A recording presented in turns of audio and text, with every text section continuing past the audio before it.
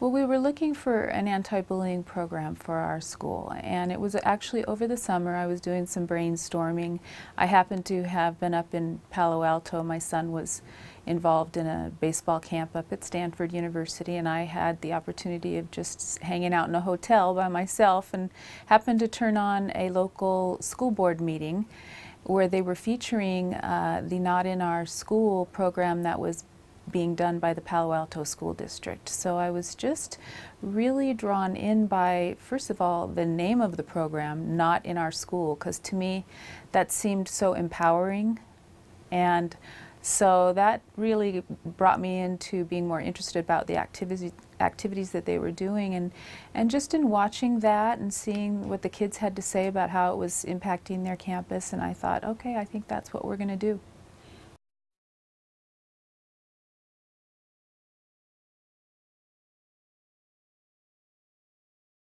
There was one activity in particular that stuck out that we've called, I don't know what they called it, but we call it Dissolve the Disrespect.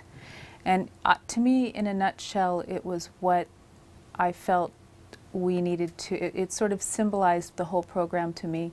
And the students were putting derogatory words down on paper, name-calling, things that they've called other kids, negative feelings that they've had, and they were throwing it into this huge pond of water. And you'd see all these disgusting names that the kids knew that they had said. It was sort of a confession type thing.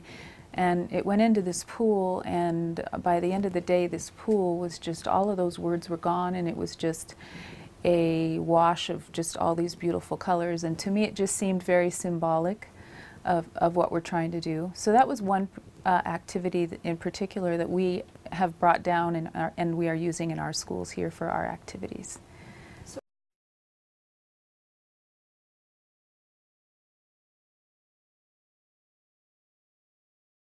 Well, we started our anti-bullying campaign here at Del Sur as a Not in Our School program that we just thought would be on our own campus. And as a part of that program, we had some members of the public come to visit. They were parents of our students, and we had administrators also from our own district. I knew that it would impact our students, which was why we created it, but I had no idea that it was going to resonate so much with the community. So literally, my phone began to ring off the hook. And we realized this community is looking for something like this. Well, what ended up happening is our Mayor Paris came to visit our school, and he commissioned us to bring our Not in Our Schools program to a higher level.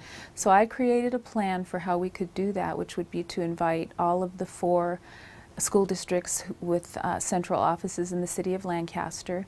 I met with all the superintendents and principals of all of those schools. I had an in-service for them to try to bring them up to speed with the data, the statistics of the severity of the problem on their campuses. Within that, I included the California Healthy Kids Survey, which is our local survey that indicates to us the level of bullying going on in our community, which is nearly 40% of our students saying that there is bullying going on in our community. So requested their participation. All of them agreed to participate. And then my request was from each school for them to assign a team lead and 10 student ambassadors. So then we had an in-service training for all of the team leads and the student ambassadors, and we presented the program to them, and we presented the Darkness to Light program template so that the 3-day campaign that we're in this week, each school would create their own activities based on those 3 days and the theme.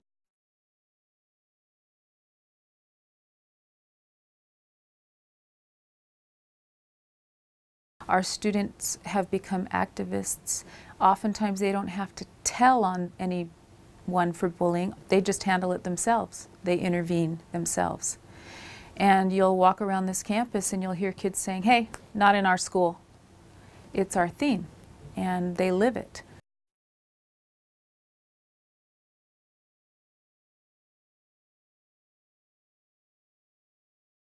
As a school counselor, to be able to see the impact of a program like this, that it might be changing behavior in such a way, but also potentially saving someone's life is the most rewarding thing a counselor, I think, could ever experience. And to me, the fact that our community has reached out to our program and has found it worthy to share across this valley personally, I feel very privileged. I just, you know, as a counselor, I just can't imagine anything more important that I could be doing.